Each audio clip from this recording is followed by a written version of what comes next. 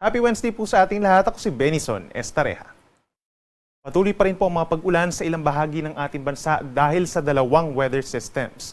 Una na dyan sa may northern and central Luzon, yung mga nasa eastern sides, meron pa rin pong asang may hinang pag-ulan dahil pa rin sa pag-ihip ng northeast monsoon o yung amihan o yung hangin po na siyang nanggagaling na malamig galing po dito sa may mainland Asia. Samantala, over portions of southern Luzon and Visayas, asahan din po yung mga kalat-kalat na ulan at mga thunderstorms overnight dahil naman yan sa shear line o yung linya kung saan nagbabanggaan ang malamig na amihan at ang mainit na easterlies. At simula po bukas ng hapon, yung easterlies naman o yung mainit na hangin galing sa Pacific Ocean na siyang associated din dito sa mga cloud clusters na nakikita po niyo sa ngayon.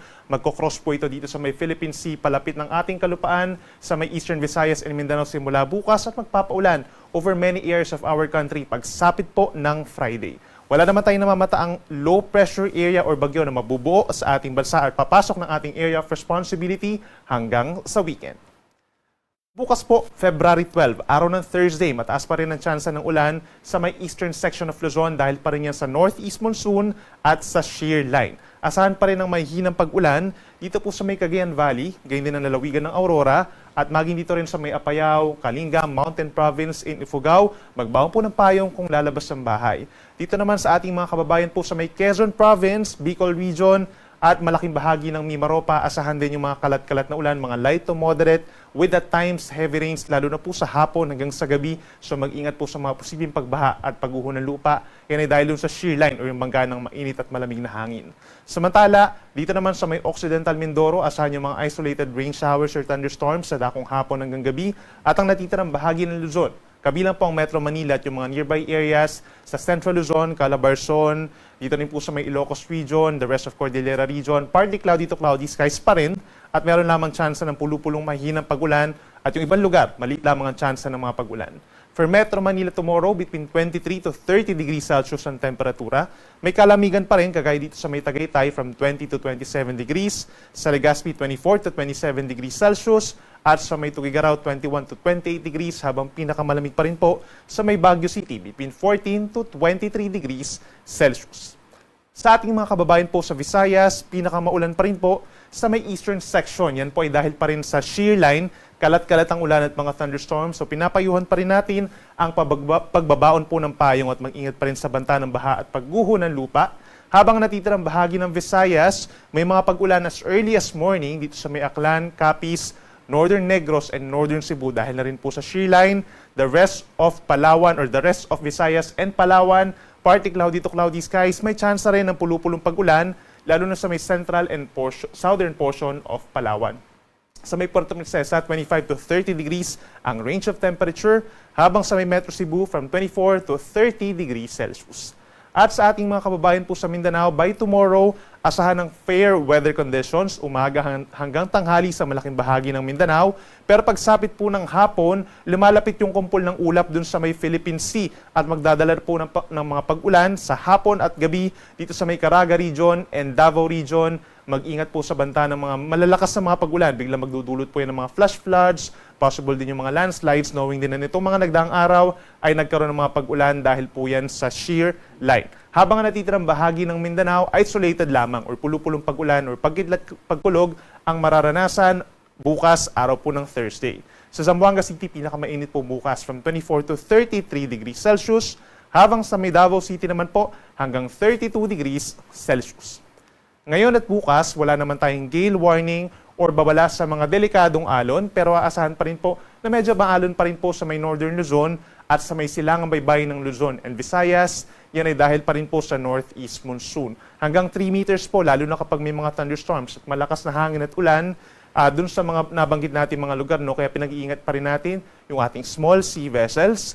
Habang ang natitirang baybayin ng ating bansa, banayad hanggang katamtaman ng taas sa mga pag-alon, which is around kalahati hanggang 1 metrong mga pag-alon. Samantala, for the next 3 days, andyan pa rin ang tatlong weather systems. We have the northeast monsoon or malamig na amihan, mainit na easterlies, or yung hangin po galing sa may silangan dito sa may Visayas and Mindanao. At sa pagitan ng malamig at mainit na hangin, we have the shear line pa rin po dito sa may eastern section ng Southern Luzon and Visayas. So sa araw po ng Friday, ito pa rin po mga nasa eastern section sa magkakaroon ng mga pag-ulan, light rains over Cagayan Valley and Aurora, habang sa Quezon and Bicol region, gayon din ang Oriental Mindoro, Marinduque and Romblon, kalat-kalat pa rin po ang mga pag-ulan at may mga thunderstorms dahil dun sa shear line. Samantalang natitirang bahagi ng Luzon, including Metro Manila, fair weather conditions pa rin po at meron lamang tsansa ng pulupulong mahinang pag-ulan. Sa araw ng mga puso, February 14, aasahan pa rin yung mga pag-ulan sa may norte, that's Cagayan Valley at yung mga mamamasyal po dito sa may Cordillera, kabilang na Baguio City and Sagada. Asahan po ang makulimlim na panahon. Meron mga light to moderate rain, so make sure na may baong payong. Habang ang natitirang bahagi ng Luzon, including Metro Manila, sa araw ng mga puso, fair naman, bahagyang maulap, minsan maulap ang kalangitan, at may tsansa lamang ng mga saglitang pag-ulan. At sa araw po ng linggo, improving weather conditions or mag-i-improve ang panahon sa malaking bahagi ng ating kalupaan, sa particular na dito sa may Luzon, no? Dahil sa paghina ng amihan, medyo napapalitan po ng easterlies, kaya kapansin-pansin, iinit ang panahon. At mararamdaman po yung maalinsangan na tanghali sa Metro Manila hanggang 32 degrees ang actual temperature. Sa ating mga kababayan po sa Visayas, kapansin-pansin, sa araw po ng Friday, maulan ang panahon dahil dun sa easterlies. Yung nakikita nating cloud cluster dun sa may labas ng Parno, papasok at tatawid po dito sa may Visayas. Maraming lugar po ang magkakaroon ng malalakas na mga pag-ulan. Pagsapit po ng Friday, lalo sa umaga hanggang sa tanghali, kaya mag-ingat sa banta ng baha at landslides.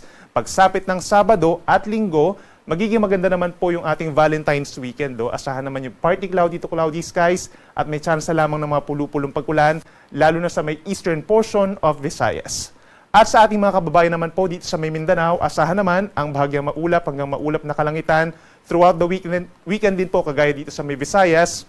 Pero pagsapit po sa araw ng Friday, that's February 13, malaking bahagi rin po ng Mindanao magkakaroon ng maulap na kalangitan. Magbaon po ng payong kung lalabas ng bahay, mag-ingat din sa banta ng mga biglaang buhos ng malalakas na mga pag-ulan na siya nagdudulot ng pagbaha at pagguho ng lupa. Then pagsapit po ng araw ng mga puso, yung mga nasa southwestern portion, kabilang ng Zamboanga Peninsula, Bangsamoro Region, Socsadjen, mataas ang tsansa ng mga pag-ulan. Yan po ay dahil sa easterlies. Improving weather conditions naman pagsapit ng Sabado sa natitirang bahagi ng Mindanao. At sa araw ng Sunday, partly cloudy to cloudy skies or inulit natin, bahagyang maulap na kalangitan at may tsansa lamang po ng mga pulupulo lamang ng mga pag-ulan or pagkidlat pagpulog.